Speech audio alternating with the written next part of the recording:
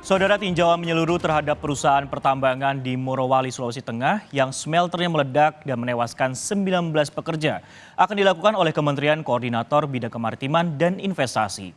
Tinjauan akan dilakukan setelah tim gabungan mengeluarkan hasil analisis dan investigasi.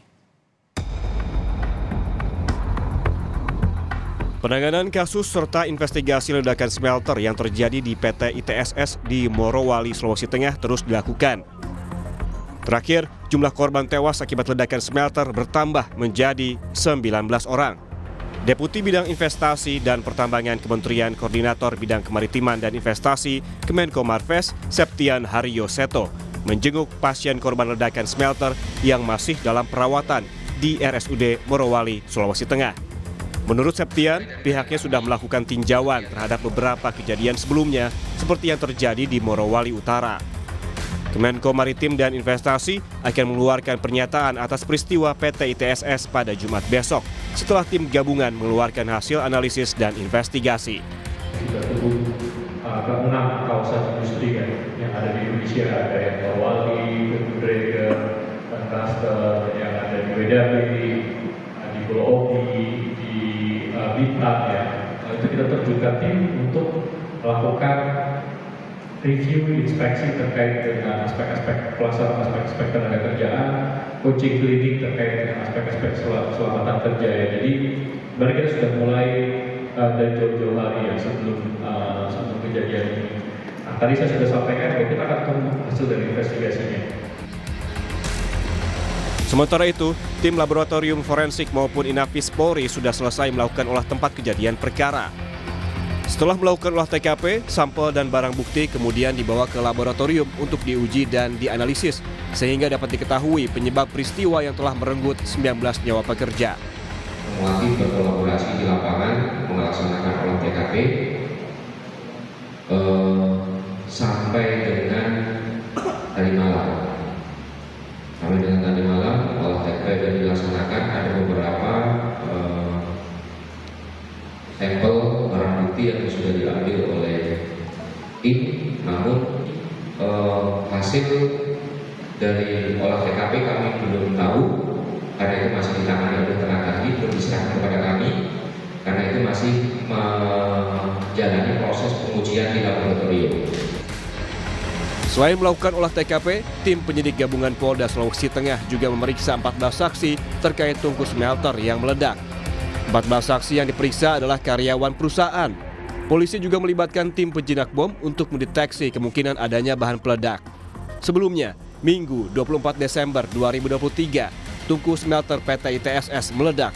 59 orang menjadi korban. 40 korban masih dirawat intensif akibat luka bakar, 19 orang meninggal. Terdiri dari 8 warga negara asing dan 11 warga negara Indonesia. Tim Liputan, Kompas TV.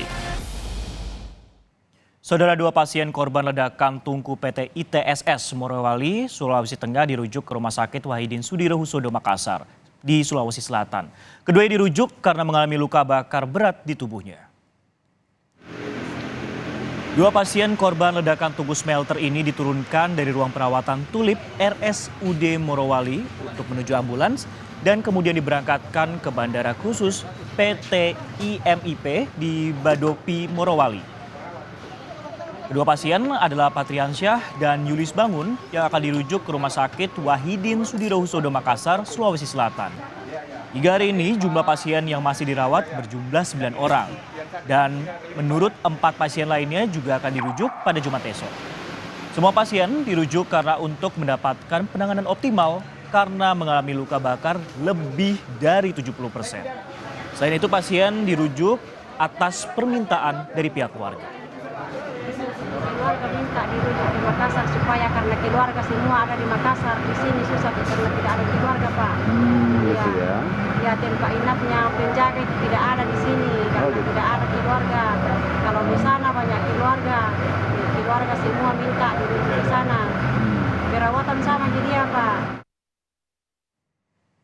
Untuk mengetahui informasi terkini pasca ledakan smelter di PT ITSS Morowali, Sulawesi Tengah, kita sapa jurnalis Kompas TV Patarudin di RSUD Morowali. Patar, selamat siang. Bagaimana untuk kondisi penanganan pasien korban ledakan yang hingga kini masih dirawat? Ada berapa di sana? Ya, Sisko, selamat siang dan saudara. Hingga hari ini, pasien yang masih dirawat di Rumah Sakit Umum Daerah Morowali masih tersisa sekitar 6 orang.